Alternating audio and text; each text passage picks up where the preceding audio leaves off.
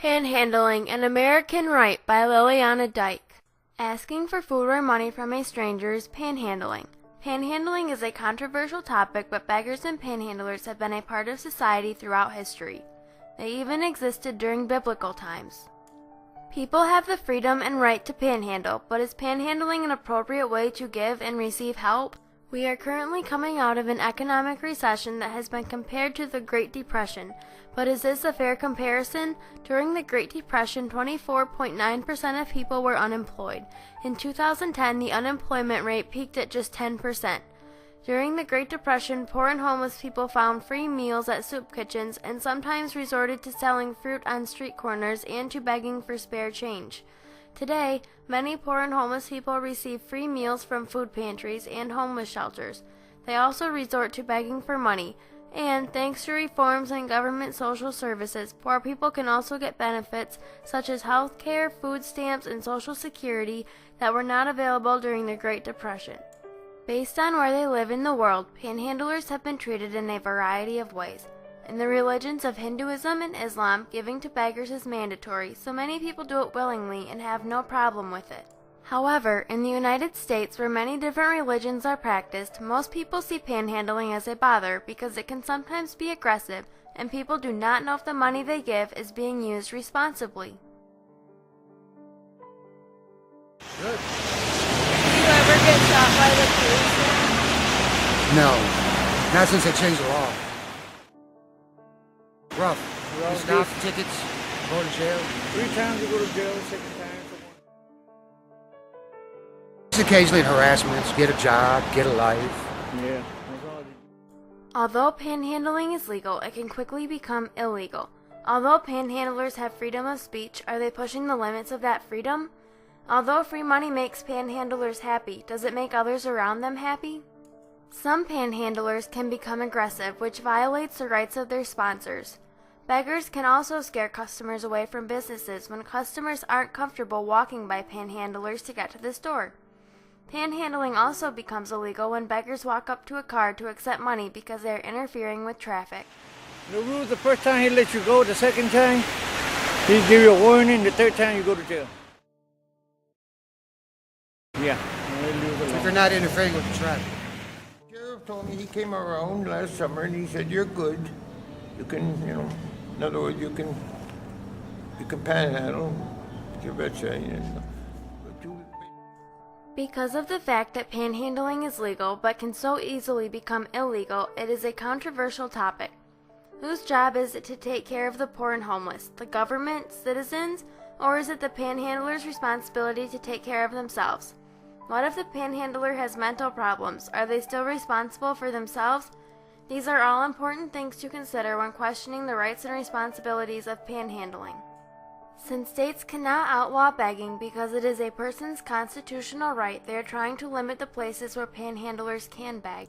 One panhandler I interviewed said, "I'm not asking for nothing. I'm making a statement. It's freedom of speech."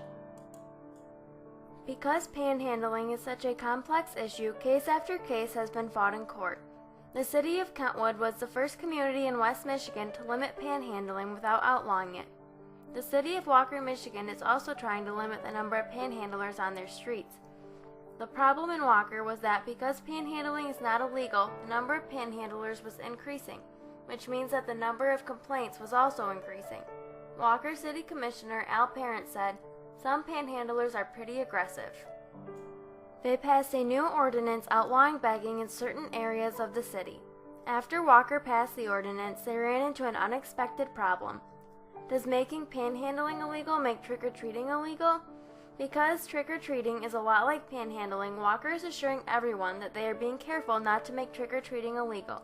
Now Alpine Township is following in the footsteps of Kentwood and Walker and trying to limit panhandling in their area. Do you think panhandling should be legal and why? I think it should be illegal. It prevents people from stealing, robbing, various different reasons. It does help the homeless people out. I think it cuts down a lot of crime, really. In Springfield, Illinois, panhandlers sued the city over the right to beg. Since begging is protected as free speech under the First Amendment, they won. In Grand Rapids, Michigan, 2 panhandlers, James Speet and Ernest Sims, were arrested for begging. They fought Michigan's panhandling laws and won a settlement of $6,500 each. Another important aspect of panhandling is determining what kind of people are panhandling. Are they honest? Are they thieves? Have they tried to get a job? Are they just lazy? Or are they really truly in need? Money, food, clothes, cigarettes. But how long does it take you to earn enough money? Depends on the traffic. Many panhandlers out there also lie about being homeless. For example, a man I interviewed who's an acquaintance of a panhandler said that his friend goes out begging almost every day. In only 1 hour, the man can make more than $50. Does he need the money? Because he lives in an adult foster care home, the state pays for his room and board and other needs at the foster care home. But because it is his right, he is out there taking handouts. Why do you panhandle?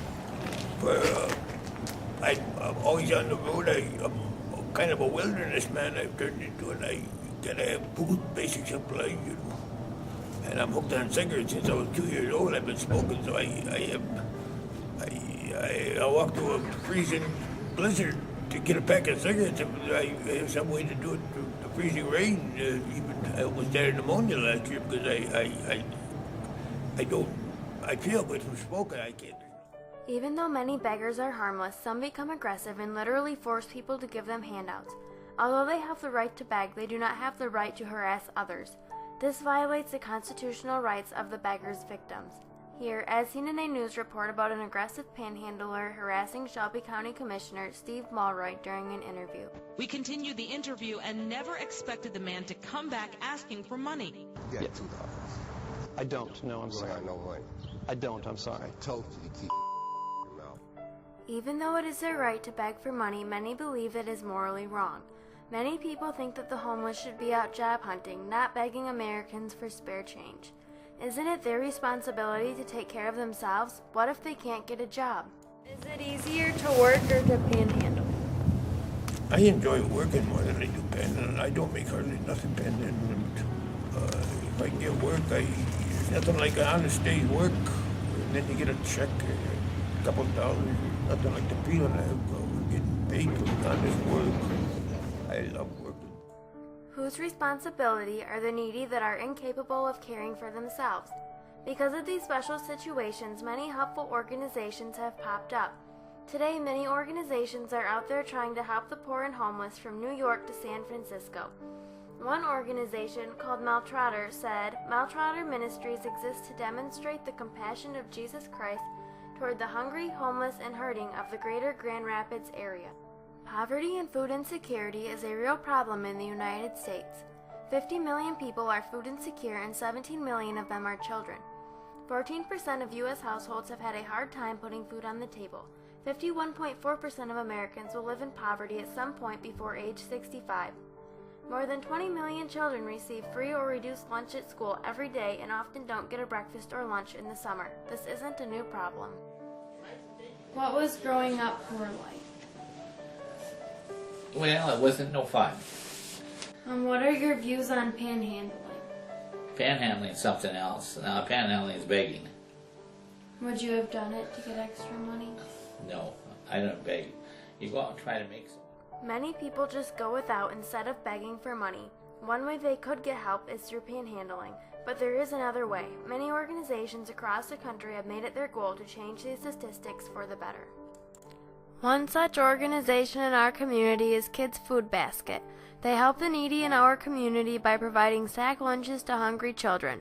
Many churches also have food pantries that help get food to people in need. Concerned citizens have started taking up the responsibility for these people. Even though they have taken on the responsibility, is it really their job? Citizens are allowed to ask for money and food because it is their constitutional right, but when people panhandle, they become the responsibility of others.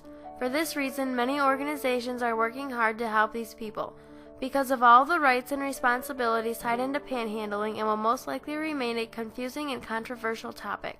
Standing on the roadside asking for handouts is not illegal, but maybe it is not the best way for people to get help.